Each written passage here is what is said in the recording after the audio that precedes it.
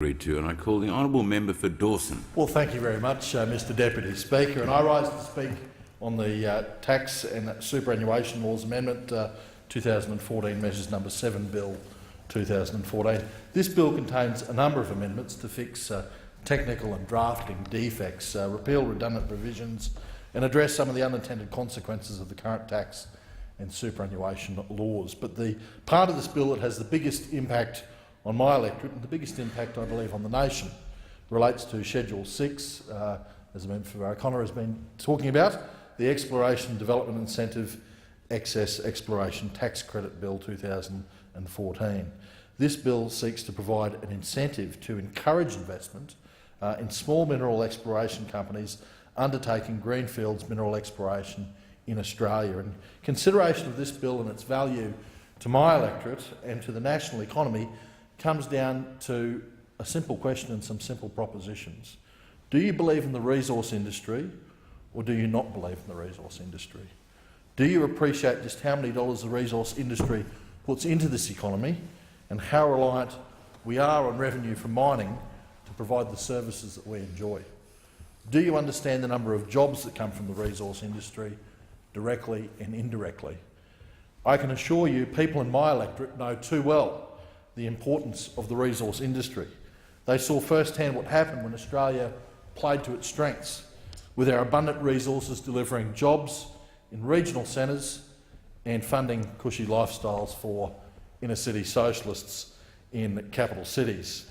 And they saw firsthand what happened when those same inner-city socialists launched a class war on the world's biggest industry, or the country's biggest industry. And I mention this because it is that class war, a socialist fight against people, hard-working people, that are working for a decent living, that will attack this same legislation here today. It is that class war, a fight against any company or industry that has the temerity to make money while employing thousands of people, that will decry any incentive as corporate welfare. Yet, strangely, those bleating about corporate welfare are the same people who insist that we pour billions of dollars into industries that would never ever survive on their own, all in the name of worshipping the false climate gods. Yes, there are those who don't believe in the resource sector, who don't appreciate the value and importance of the sector to the economy. There are those who will attack the sector in any way they can because their political ideology dictates that all mining must be shut down. And they exist predominantly in the Australian Greens, and the Greens are aided and abetted by the Labor Party, the party who presided over the most destructive government our country has seen and led an attack directed by the Greens on the #1 income earner for this country, the mining industry. And rather than playing to our strengths and providing incentives for the development of this critical industry, as this bill seeks to do, Labor and the Greens wanted to tax it to death. They refused to recognise the contribution that resources made to the coffers of this nation, but thought $11 billion actually could easily be bled from what they called super profits. And while their mining tax was a total disaster for the budget, given that it raised this tiny fraction of the cost of the schemes that the Labor Party linked to it and spent in advance, it did have a big impact on the industry in terms of sovereign risk. Large mining companies with operations all over the world looked at the then Labor government and what they were doing and their attitude towards mining, namely to stop it from making a profit, and they reassessed their priorities in the global environment. What the Labor Party did was give those miners a very good reason to operate in another country, to employ citizens of another country, and to tax revenue for a government and to create tax revenue for a government in another country. They made their Green mates happy because that would mean fewer businesses making that dirty thing called money and more people on the dole queue and under government control. Well, the Labor era pushed the miners away, but I've got to say that era is over. We now have before us legislation that does the opposite. It is all about attracting miners to this country and providing an incentive to create wealth for all Australians. The incentive provided under this legislation is capped at $100 million over the next 3 years, which will manage the cost of the budget and prevent it from fluctuations in expenditure for greenfields mining exploration. Now, the Association of Mining and Exploration Companies said the Abbott government's exploration incentive scheme would encourage much-needed investment in greenfields exploration, which is at historic lows. It will create jobs for exploration support services, such as drilling contractors and geoscientists. Greenfields exploration is essential to make new discoveries that will become the mines of tomorrow to generate jobs and revenue streams. Now, feedback from the industry also reports that junior explorers in Australia struggle to raise capital for exploration. Now, as a result, exploration for new mineral discoveries has reached a 10-year low, and is it any wonder we had Labor and the Greens doing everything that they could to shut them down for 7 years. Now, the previous Labor-Greens government demonstrated by their actions they did not believe in the resources sector. They did not appreciate the value and understand the importance of the industry, unless, of course, it could help them get elected. Labor could put up the pretence of believing in the industry for an election campaign. In 2007, I've got to note, they committed to a scheme similar to this legislation. But once elected, they become the Greens' whipping boy, and nothing was done. You know, they are happy to get paddled 50 Shades of Green style, but nothing was done. In 2010, the Labor Party once again committed to a scheme similar to the legislation that we debate today, but once elected again, they became the Greens' whipping boy, 50 Shades of Green. Nothing was done. It is no wonder at all that exploration for new mineral discoveries is at a 10-year low. And now they're in opposition, and Labor have demonstrated their anti-coal stance. The ABC report, and it's online, that opposition leader Bill Shorten, and I quote, doesn't see much of a future for the coal industry. The Shadow Environment Minister, Mark Butler, told the ABC he wanted the coal industry phased out. These are statements of a party that doesn't believe in resources. In contrast, we have the Prime Minister on a visit to the mining region of central Queensland in October last year saying this. This is a sign of hope and confidence in the future of the coal industry. It's a great industry, and we've had a great partnership with Japan in the coal industry. Coal is essential for the prosperity of Australia. Coal is essential for the prosperity of the world. Energy is what sustains prosperity, and coal is the world's principal energy source, and it will be for many decades to come.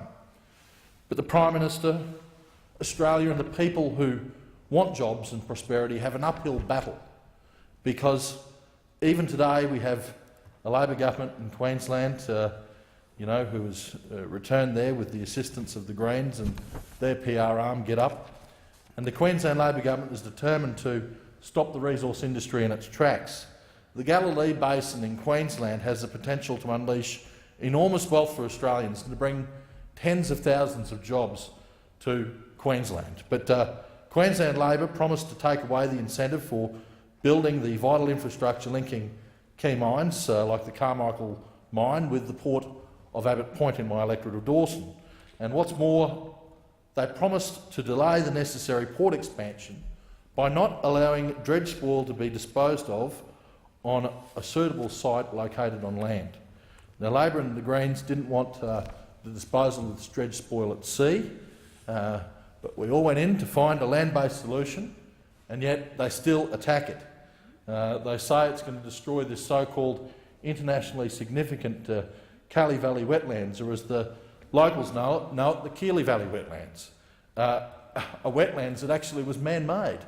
The locals will tell you that gun clubs back in the 50s actually diverted watercourses and turned a dry area into a wetlands for the primary purposes of duck hunting, and that's how that wetlands came into creation. But they use it as an excuse, and in stopping Abbott Point, stopping the rail infrastructure and stopping the Carmichael mine, or at least delaying it, I've got to say Labor and the Greens are putting at risk thousands of jobs, billions of dollars in government revenue, and denying millions of desperate, poor people across the world access to what they need, and that is energy. Millions of people in India remain without electricity, and the cheapest and easiest means of bringing these people out of energy poverty is coal. And Australia produces some of the best and the cleanest coal in the world.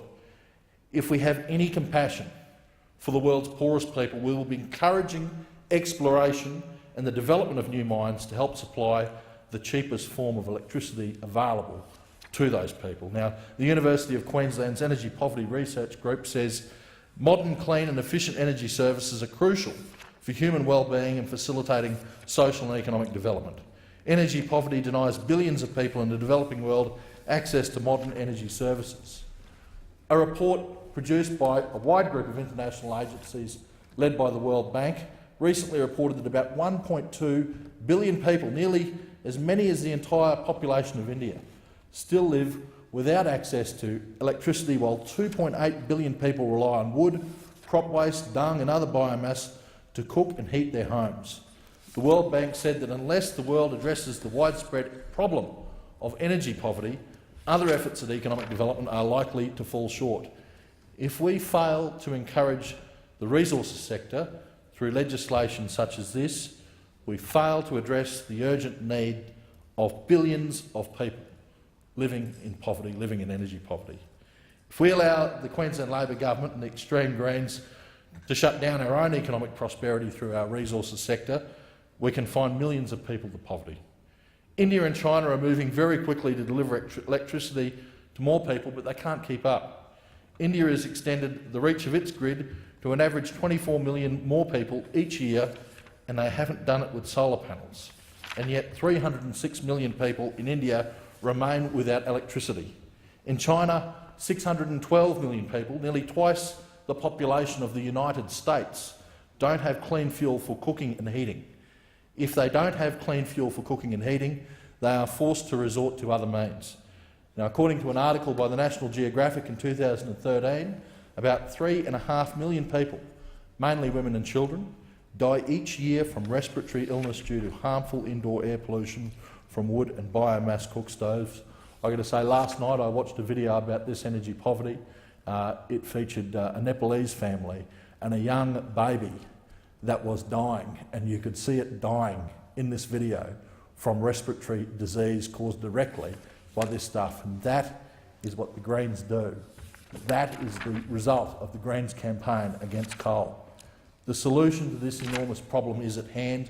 We have the resources here in this country to produce reliable, affordable energy, and India, for instance, wants to buy it from us. Even though worldwide wind power has grown at an average rate of 25% and solar energy at a rate of 11.4% since 1990, those two forms of renewable energy, along with geothermal, waste and marine energy, contribute barely 1% of global energy consumption. Now, if the Greens and Labor believe in equality, if they believe in helping the world's poor, if they believe in ending suffering, then they must believe in our resources sector.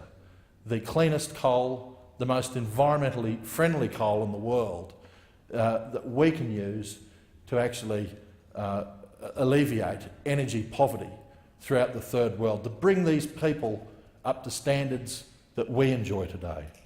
They must believe in providing encouragement and incentives to those who can help bring millions of people out of poverty and let those poor people of the world enjoy a tiny fraction of the benefits enjoyed by those who sit in their leafy inner-city suburbs of Melbourne and Sydney, those latte-sipping socialists who condemn proposals like this and think that mining is dirty. Well, I've got to tell you, it's not. Mining is actually humanitarian, and mining supports jobs in regional Australia, jobs in electorates like mine. So, Mr Speaker, Mr Deputy Speaker, I support this bill. I strongly support the mining exploration tax credit. It is a very welcome scheme that will go some way to actually rebooting the mining sector in this country. I look forward to junior miners taking advantage of this throughout the Bowen Basin and perhaps even the Galilee Basin, and getting jobs back up and running throughout central Queensland. And I'm glad to hear that this has the support of those opposite, but really they need to start talking resources up. They need to start talking about the positives of resources rather than constantly trying to demonise it, as we always hear time and time again. Coal provides jobs, coal provides power, coal can alleviate energy poverty throughout the third world. I support the bill. I thank the member for Dawson.